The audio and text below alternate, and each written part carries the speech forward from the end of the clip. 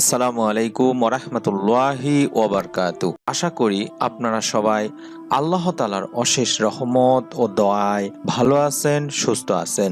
প্রিয় দর্শক, আপনারা জানেন ইসলাম ধর্মে জেনা অনেক বড় অপরাধ। এই অপরাধটি প্রমাণিত হওয়ার জন্য যেমন শক্তিশালী প্রমাণ দরকার, তেমনি প্রমাণিত হলে যদি ইসলামিক রাষ্ট্র হয় তাহলে শরীয়ত সম্মত শাস্তি সেটাও অনেক কঠোর। জেনা ব্যভিচার হত্যাকাণ্ডের চেয়েও জঘন্য, কারণ একজনকে হত্যা করলে তার পরিবার ক্ষতিগ্রস্ত হয়, কিন্তু জেনার দ্বারা ব্যক্তি পরিবার সহ এবং পুরো সমাজ ক্ষতিগ্রস্ত হয়। তাই এই অপরাধের শাস্তি খুবই কঠোর। আজকে আমি আপনাদের সামনে আলোচনা করব এমন 4টি সময় কোনো মানুষ গুনাহ করলে অর্থাৎ জিনা করলেও নির্দোষ থাকে। সেই 4টি সময় কখন সেটি জানার জন্য অবশ্যই সম্পূর্ণ ভিডিওটি দেখার অনুরোধ করছি। আর যারা আমাদের এই চ্যানেলে নতুন তাদেরকে অনুরোধ করব চ্যানেলটি সাবস্ক্রাইব করে রাখার। গুনাহমুক্ত সময় মানুষের জন্য সেরা উপহার। আল্লাহ তাআলার অবাধ্যতা থেকে মুক্ত থাকা মহান আল্লাহর অনুগ্রহ বটে। মানুষের জন্য গুনাহমুক্ত এমন কিছু সময়ের বর্ণনা দিয়েছেন স্বয়ং বিশ্বনবী সাল্লাল্লাহু আলাইহি ওয়াসাল্লাম। তার মধ্যে 1 নম্বর, অপ্রাপ্ত বয়স্ক অবস্থায়। অনেকেই দ্বিধাদ্বন্দ্বে থাকেন যে অপ্রাপ্ত বা ছোট বয়সে অন্যায় কাজ করলে তার জন্য কোনো গুনাহ হবে কিনা। নাবালেগ ছোট শিশুরা প্রাপ্তবয়স্ক হওয়ার পরই তাদের উপর ইসলামের বিধান মেনে চলার হুকুম চলে আসে। 14 বছরের ইবনে উমর রাদিয়াল্লাহু তাআলা আনহু নাবালেগ হওয়ার কারণে উহুদের যুদ্ধে অংশগ্রহণের অনুমতি পাননি। পরবর্তীতে খন্দকের যুদ্ধের সময় তাকে জেহাদের অনুমতি দেওয়া হয়।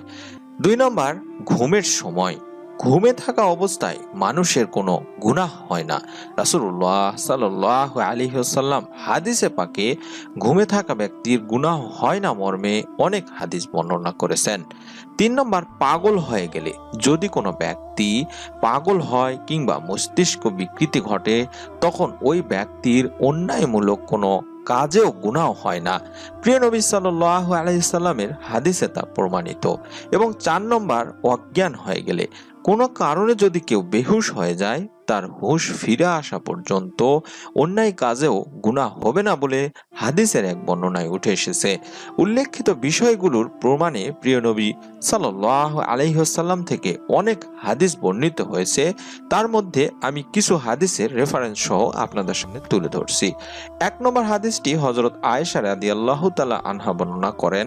রাসূলুল্লাহ সাল্লাল্লাহু আলাইহি ওয়াসাল্লাম বলেন, 3 ব্যক্তি থেকে কলম উঠিয়ে রাখা হয়েছে। 1, ঘুমন্ত ব্যক্তি। 2, যতক্ষণ না সে জাগ্রত হয়। নাবালেগ, যতক্ষণ না সে বালেগ বা প্রাপ্তবয়স্ক হয়। এবং পাগল, যতক্ষণ না সে জ্ঞান ফিরে পায় বা সুস্থ হয়। আবু বকর রাহমাতুল্লাহি আলাইহি এর বর্ণনায় এসেছে বেহুশ ব্যক্তি যতক্ষণ না সে হুশ ফিরে পায়। এটি ইবনে মাজার হাদিস। 2 নম্বর হাদিসটি হযরত আয়েশা রাদিয়াল্লাহু তাআলা আনহা থেকে বর্ণনা করেন। রাসূলুল্লাহ সাল্লাল্লাহু আলাইহি সাল্লাম বলেন, 3 ধরনের লোকের উপর থেকে কলম উঠিয়ে নেওয়া হয়েছে। ঘুমে থাকা ব্যক্তি যতক্ষণ না সে জেগে ওঠে, অসুস্থ বা পাগল ব্যক্তি যতক্ষণ না আরোগ্য লাভ করে এবং অপ্রাপ্ত বয়স্ক শিশু যতক্ষণ না বালেগ হয়। এটি আবু দাউদ শরীফেরই হাদিস। পরের হাদিসটিতে হযরত আলী রাদিয়াল্লাহু তাআলা আনহু বর্ণনা করেন, রাসূলুল্লাহ সাল্লাল্লাহু আলাইহি সাল্লাম বলেন, 3 ধরনের লোকের উপর থেকে কলম উঠিয়ে নেওয়া হয়েছে।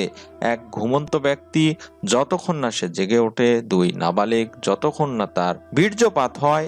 এবং 3, পাগল যতক্ষণ না সে জ্ঞান সম্পন্ন হয়। এটিও আবু দাউদ শরীফের একটি হাদিস। হাদিসে কলম উঠিয়ে নেওয়া হয়েছে বলতে উল্লেখিত ব্যক্তিদের এই সময়ে ঘটিত কোনো কাজ বা গুনাহ হিসাবে লিপিবদ্ধ না হওয়াই বোঝানো হয়েছে। সুতরাং উল্লেখিত অবস্থায় সংঘটিত যে কোনো অন্যায় বা গুনাহের ব্যাপারে দুশ্চিন্তা করার কোনো কারণ নেই।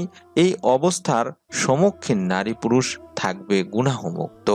আল্লাহ তাআলা মুসলিম উম্মাহকে গুনাহমুক্ত জীবন গঠনের তৌফিক দান করুন।